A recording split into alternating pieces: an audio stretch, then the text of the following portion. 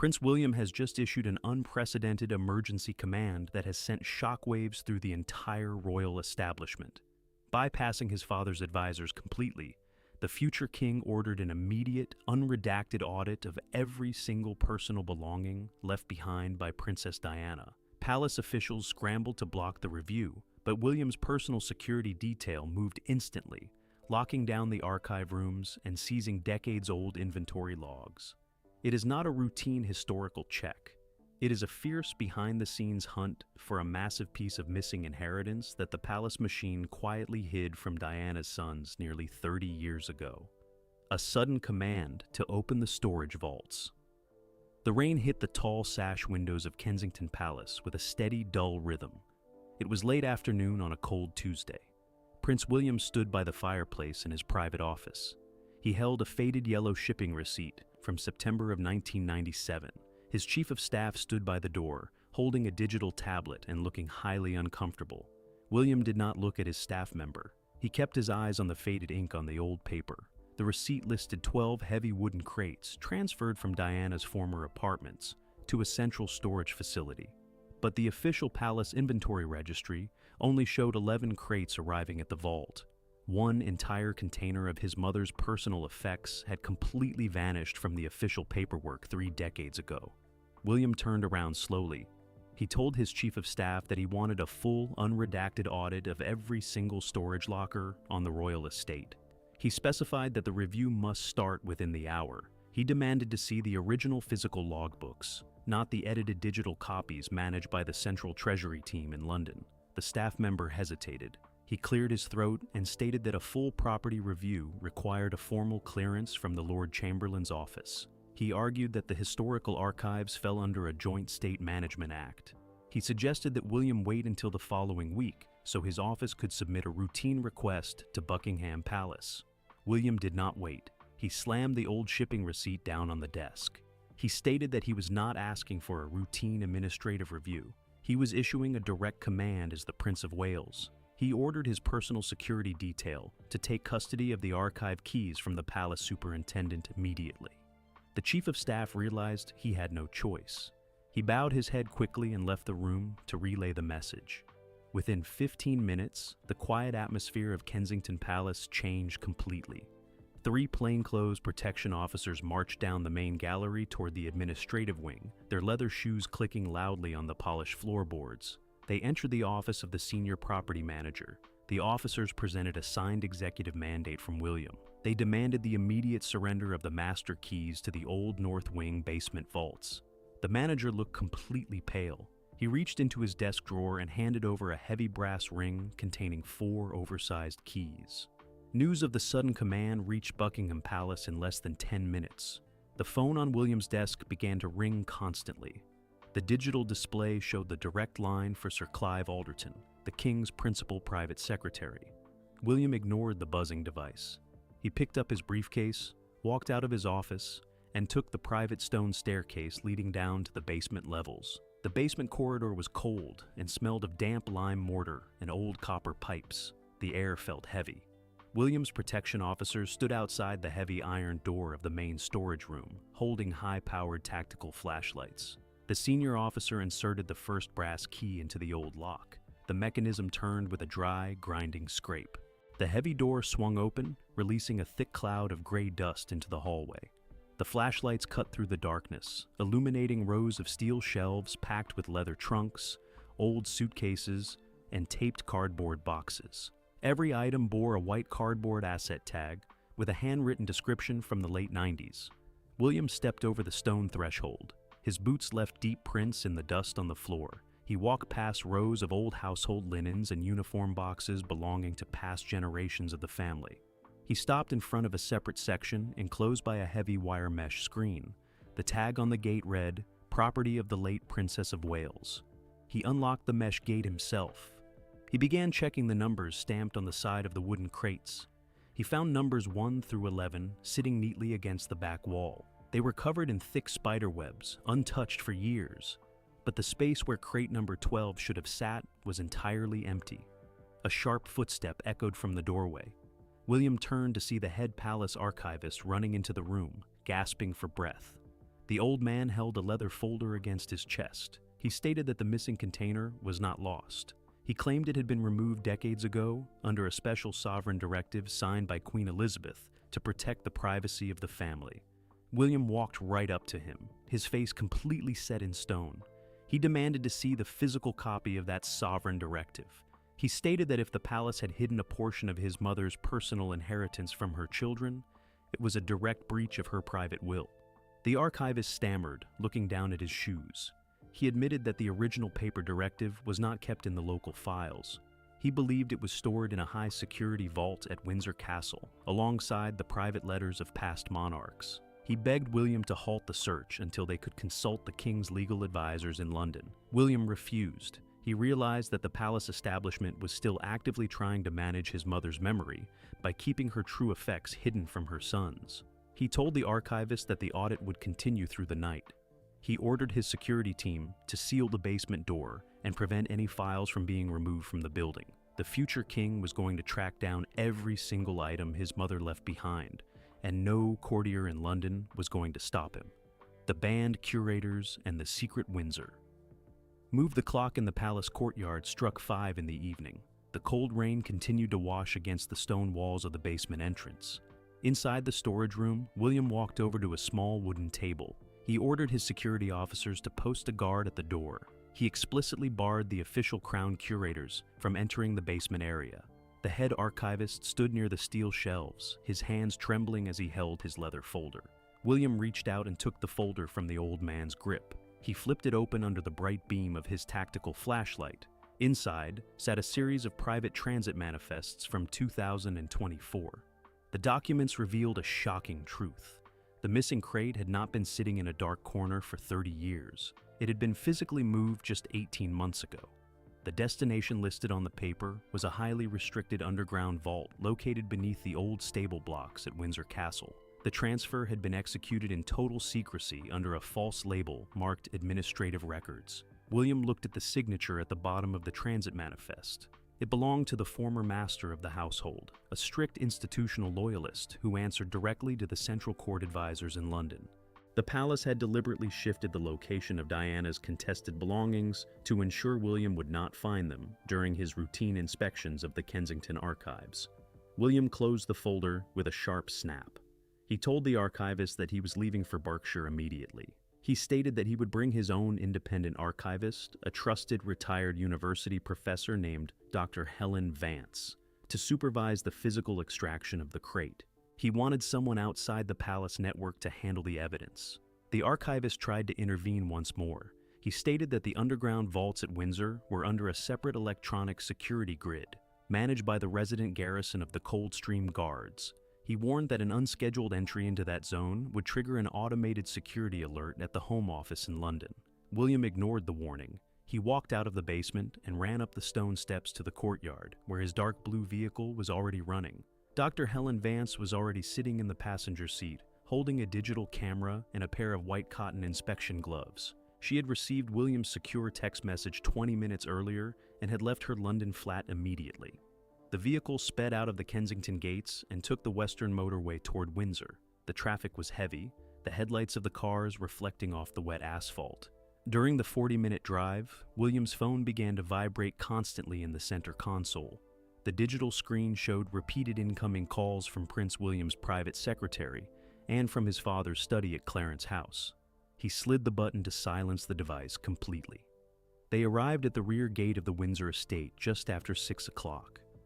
The armed police officers at the checkpoint recognized the Prince of Wales's vehicle and immediately raised the security barrier. They did not ask for a transit pass.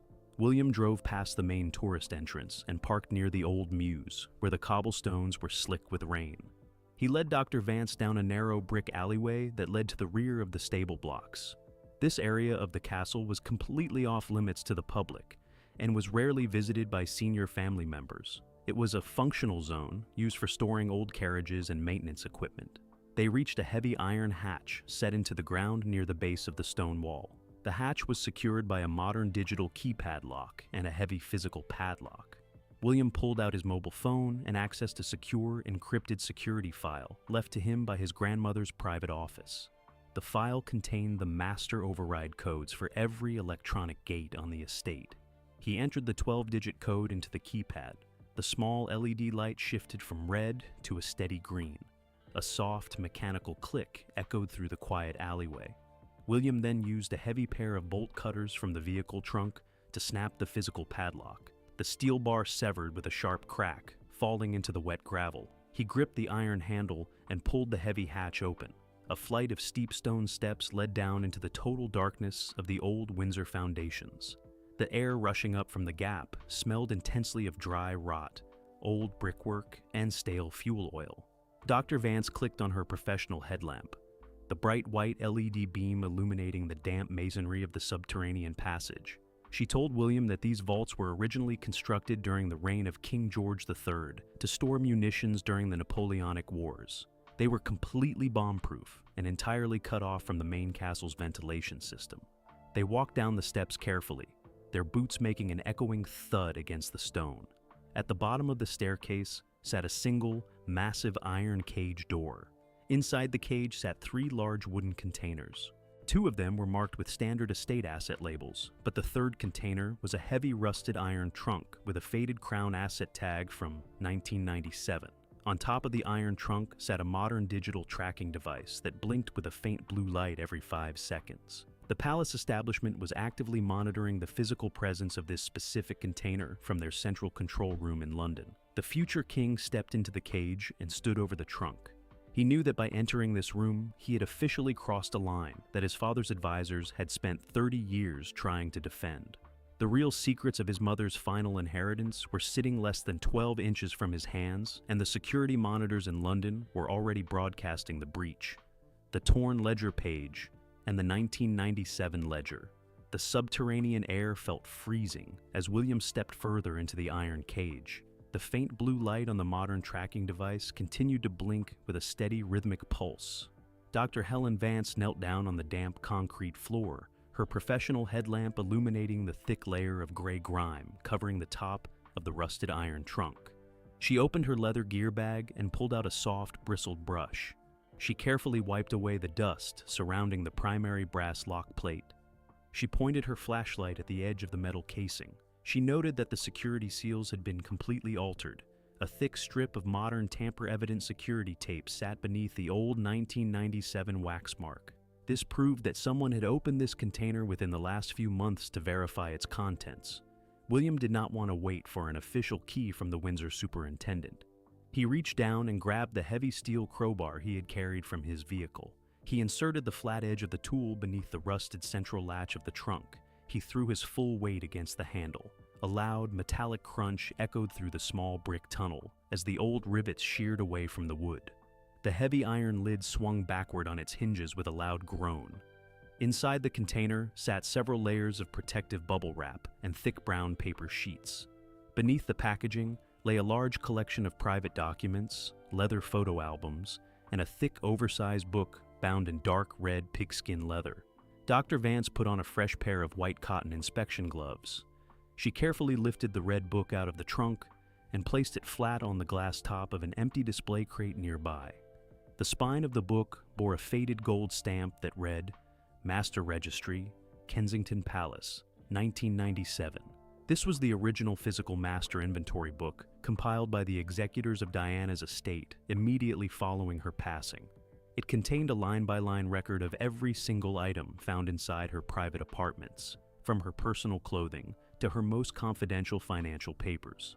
William stood over the table as Dr. Vance flipped open the heavy cover. The pages were yellowed with age, but the ink entries remained sharp and legible. Each item had a specific reference number and a signature from the attending palace notary. Vance turned the pages slowly, tracking the alphabetical listings of her personal effects. She stopped abruptly when she reached the section labeled International Assets and Correspondence. The entire next page of the ledger had been neatly and deliberately excised from the binding. A jagged white paper edge was visible along the inner seam where a razor blade had cut through the heavy parchment sheet. The removal was completely seamless, but the person who cut the page had made a critical technical error. They had used a heavy ballpoint pen to write the entries on that page before removing it, leaving deep physical indentations on the blank sheet directly beneath the missing section. Dr. Vance reached into her bag and pulled out a small electronic forensic light source. She clicked off her primary headlamp, plunging the vault into darkness except for the sharp blue beam of the specialized chemical light. She held the lamp at a sharp angle over the blank parchment page. The raking light illuminated the deep, physical ridges in the paper fibers, making the hidden writing appear like glowing white text against the dark page. The entries became completely legible under the blue beam. William leaned forward, his eyes tracking the handwritten lines silently. The missing page listed a highly specific set of financial assets that had never been mentioned in the public probate court records.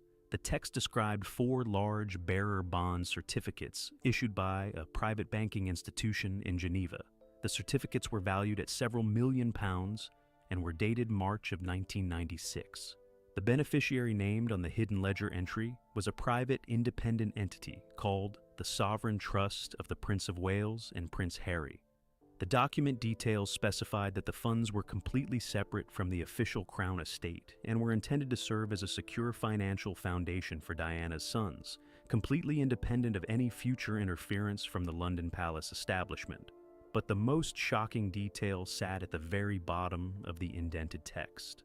A short note written in a hurried, looping script stated that the physical bearer bond certificates had been removed from the Kensington safe on the orders of the Privy Council trustees just days after Diana's funeral. The certificates had been quietly transferred to an unrecorded account managed by the Central Treasury team to prevent the young princes from gaining control of the assets when they reached their majority. William felt a cold anger settle over him. The palace establishment had not just hidden personal mementos. They had actively intercepted an independent emergency fund that his mother had established to ensure her children's long-term financial freedom. The institution had quietly integrated these multi-million-pound assets into their own central accounts while keeping the true paper trail buried beneath the Windsor stable blocks. Suddenly, a sharp beep sounded from the modern tracking device on top of the trunk lid. The small blue light shifted to a steady, solid red. A loud electronic hum began to vibrate through the subterranean passage as the automated security system registered the physical damage to the trunk lock mechanism. William knew that the security operations room at Buckingham Palace had just received an active breach alert for this exact coordinate. He told Dr. Vance to photograph every single line of the raking light text using her digital camera. He wanted an unalterable forensic record of the indented writing before the palace advisors could intervene. Vance worked quickly, the camera shutter clicking rapidly in the quiet vault as she documented the hidden financial ledger. William picked up the dark red pigskin ledger book and placed it firmly inside his own leather briefcase. He had no intention of leaving this evidence behind in the Windsor basement. They heard a faint metallic clatter from the top of the stone staircase. The heavy iron entrance hatch at the street level was being pulled open from the outside. The sound of heavy leather boots echoed down the brick tunnel as a security detail approached their position. The palace machine was responding to the breach alarm, but William stood his ground in the center of the iron cage. He had the physical proof of the financial cover-up in his hand, and he was ready to face whatever consequences came next to secure his mother's final legacy. Unlocking the iron trunk in the basement, the heavy footsteps at the top of the stairs grew louder. A sharp beam of a powerful flashlight cut through the dark subterranean tunnel. Commander Morrison, the head of the Inner Palace Security Unit, stepped onto the concrete floor of the vault. He was accompanied by 2 uniformed officers from the Windsor Security Detachment. Morrison stopped outside the iron cage, his eyes instantly tracking the broken padlock lying on the damp gravel. He looked at the heavy steel crowbar still resting near the open trunk lid, then looked directly at William. His voice sounded firm but respectful as he addressed the Prince of Wales. He stated that his operations center in London had received an automated structural breach alert from this specific quadrant. He explained that his team was under a standing order to protect all uncatalogued estate assets from unauthorized inspection. He politely requested that William step away from the display crate and allow the officers to secure the leather briefcase. William did not move. He stood directly between the security commander and the red pigskin ledger book. He looked Morrison in the eye and stated that the contents of this iron trunk were personal family inheritances, completely separate from state-owned crown property. He added that any attempt to block his access to his mother's private files would be treated as an illegal obstruction of her private will. The commander adjusted his earpiece, listening to a frantic transmission coming through from the central office at Buckingham Palace. He looked highly uncomfortable. He admitted that the legal status of the container was complex, but he insisted that protocol required him to take temporary custody of all documents until the king's legal advisors could verify the transit manifests. Dr. Helen Vance did not stop her work. She ignored the guards and continued using her digital camera to capture high-resolution images of the indented writing under the blue chemical light. The camera flash illuminated the brick walls with sharp white bursts of light, documenting every detail of the Geneva bearer bonds. William stepped out of the iron cage and stood face to face with Morrison. He told the commander that the forensic photos were already uploaded to a secure, independent legal server outside the palace network. He explained that if his team attempted to seize the briefcase by force, the complete unredacted images of the hidden financial tracking file would be forwarded to the international press before the morning papers were printed. The security commander realized he was trapped in an impossible position. He lacked the legal authority to physically restrain the future king without a specific royal warrant signed directly by the monarch. He raised his hand, signaling his two officers to lower their tactical flashlights and step back toward the stone staircase. William picked up his briefcase, snapping the heavy brass locks shut with a sharp click. He told Morrison that he was returning to Kensington Palace immediately. He specified that the iron trunk would remain open under his personal protection detail and that no crown archivists were to enter the subterranean passage tonight. The group walked back up the steep stone steps into the cool evening air of the Windsor Mews. The rain had slowed to a thin drizzle, but the cobblestones looked slick under the yellow courtyard lamps. William led Dr. Vance straight back to his vehicle, leaving the security team standing in silence near the open hatch. The physical evidence was secure, and William now held the absolute proof required to force a total financial reckoning with the Central Palace establishment. The revelation of the hidden international assets. The Range Rover sped back toward London under the cover of the heavy night mist. Inside his private study at Kensington Palace, William wasted no time. He laid the red pigskin ledger on the desk. Dr. Helen Vance plugged her digital camera into a secure terminal, uploading the high-resolution forensic images of the indented text. The blue chemical light from the vault had done its work perfectly.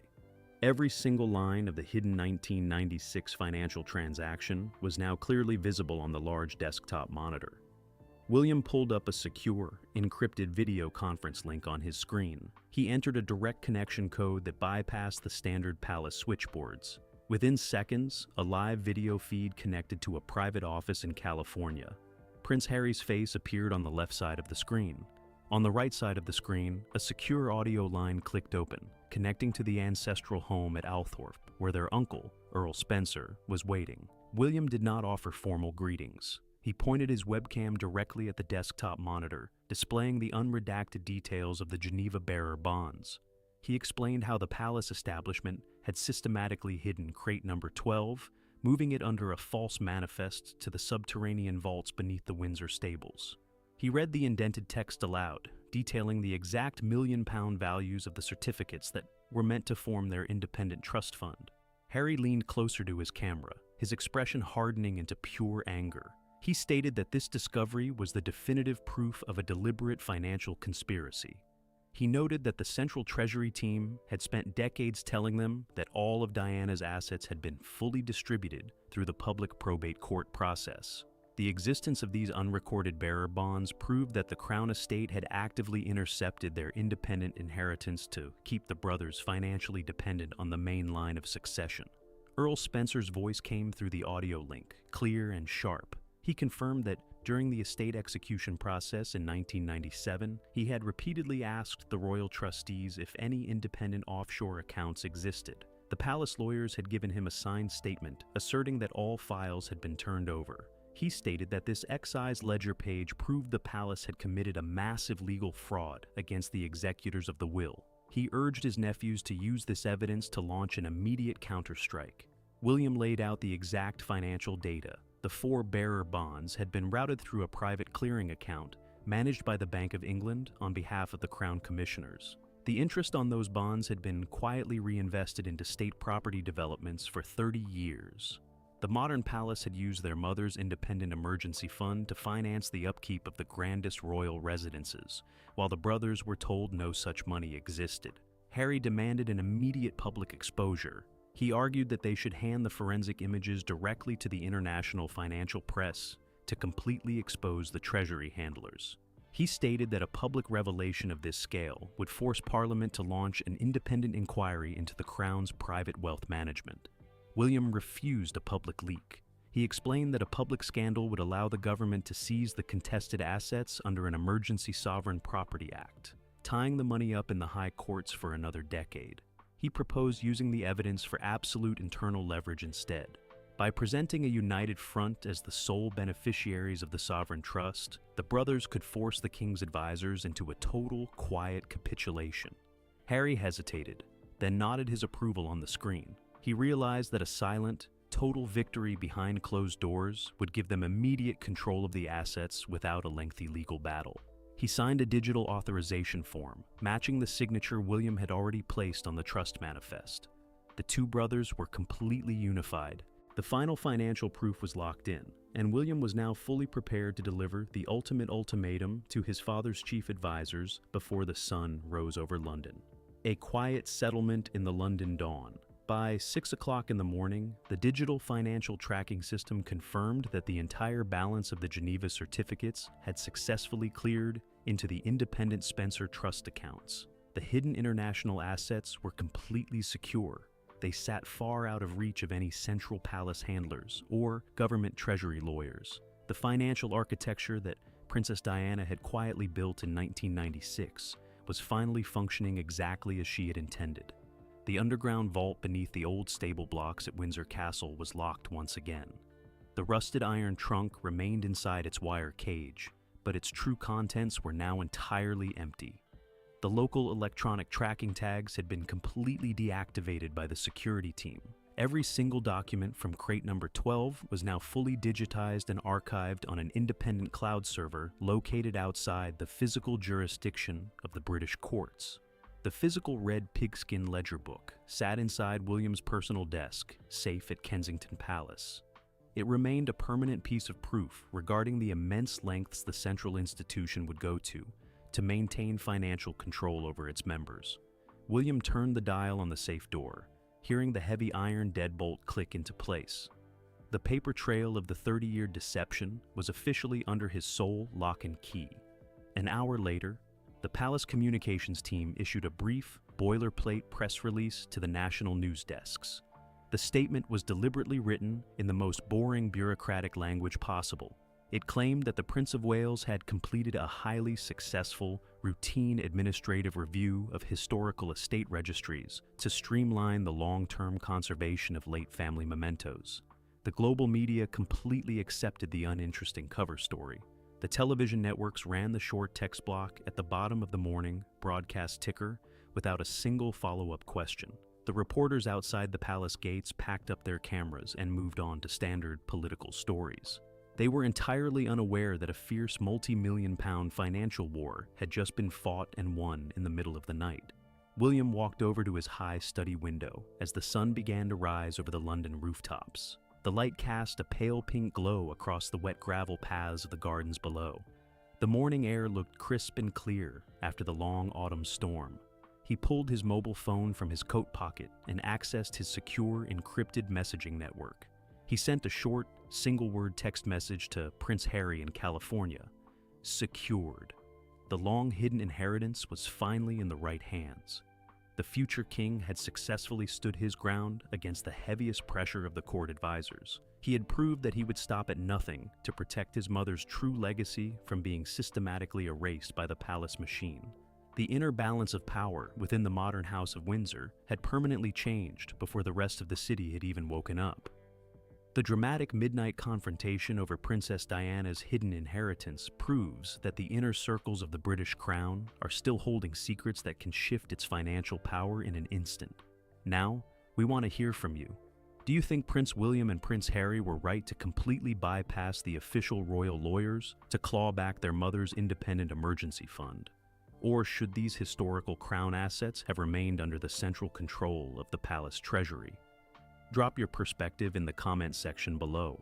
If you want to stay completely ahead of the curve on the true, unredacted stories shifting the power dynamics inside the modern monarchy, make sure to hit that subscribe button, give this video a like, and turn on all your notifications so you never miss our next exclusive report.